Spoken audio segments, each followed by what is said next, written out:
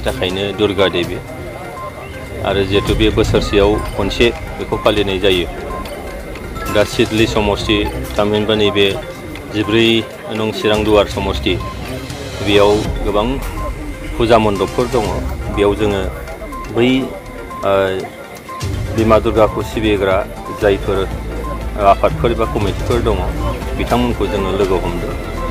आरो जिहेतु जोङो भारतबर्षआ गोरोबलायैनि गेजेराव खौसे इउनिटि इन डाइभारसिटि होननानै बुंदों, अनैक्यर माजत ऐक्य। दा बेखायनो जोङो बयबो जोंनि बिदा फंबाय सानलायनाय हारि धोरोम बोरोन सायख'आ जासे जों बयबो जाहाथे जोंनि फोरबोफोरखौ फालिलांनो हायो आरो बे फोरबोजों जोङो गावजों गाव खाथियाव साफिनायनि मोनसे सुजुग बियो। बेखायनो जोङो बे फुजा मण्डपफ्राव बेरायदों।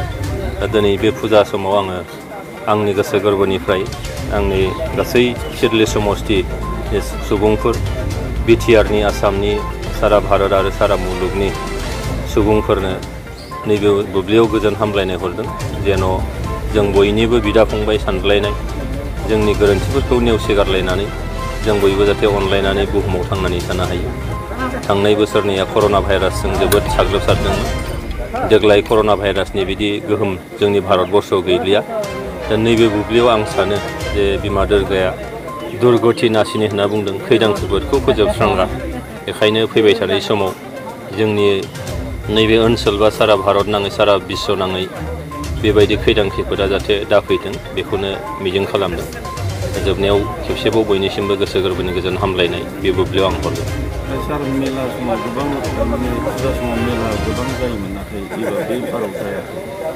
आसाम सरकारनि ना नैबे लकेल गभर्नमेन्टनि बेयाव मानसिफ्रा लकेल गभर्नमेन्टनि होननानै बुंलायसोदों नङा। बियो दिनैहाय सारा आसाम नाङैनो जिहेतु जों नुदों जे चिरां जिल्लानि जिथु रिजाल्टनि जि थासारि बेखौ नायोबा जोंहा चिरां जिल्लाखौ जोबोद मोजाङै बयबो, सोरबा बुंनायनि खोथा नङा, सोरबाया बादा होनायनि खोथा नङा, सोलोंथाइनि मानदान्दाखौ जौगाहोनांगौबा जों बयनिबो हयथ' निस्सय खामानिफोर थागोन।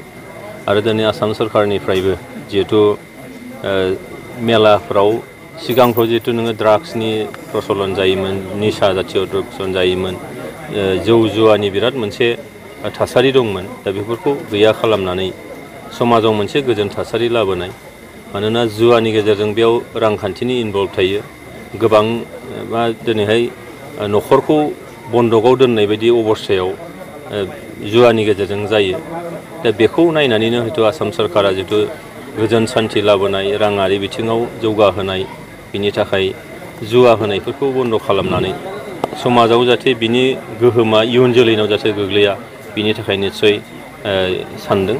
आरो बेयाव खोनानाय जादों जे माने लकेलनि सोरबा एमएलए सोरबा इएमफ्रा बेखौ बादा होदों बा लकेल गभर्नमेन्टआ बादा होदों। बिनि बेबायदि जेबो गैया।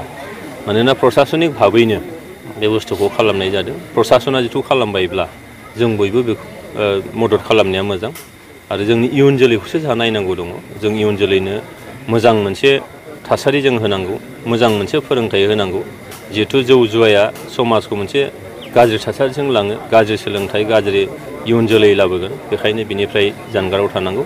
सोरबाया बुंनाय बायदि, सोरबाया सन्देह खालामनाय बायदि बेबायदि सोरबा लकेल सेल्फ गभर्नमेन्टआ खालामदों, बादा होदों, सोरबा माने लकेल रिप्रेजेन्टेटिभआ बादा होदों, बिदि जेबो बाथ्रा गैया। बे एकदमबारे नंखाय बाथ्रा। बिदि बुंनायनि जेबो जोंहा मोन्थायबो गैया। समाजखौ बयबो गोरों समाज दङ, गोरों समाजखौ बयबो साननो रोंखागौ। दा बेयाव एक्सन रिएक्सन बाथ्रा थायो। बेयाव हयथ' सोरबाया बेखौनो मोजां मोनग्राबो थागोन, सोरबाया गोबाङानो हयथ' मोजां बेखौ बन्द' खालामनायाव बा सरकार मा होनो प्रसासननिफ्राय बन्द' खालामनायाव मोजां मोनग्राबो थागोन। जिखि जादोआ देग्लायनि जे मोनसे थासारि, बे थासारिया जोंनि थाखाय इयुननि थाखाय जुदि मोजां जादोंब्ला जों प्रसासनखौ निस्सय मदद खालामनांगोन, आं बिदिसो सानो।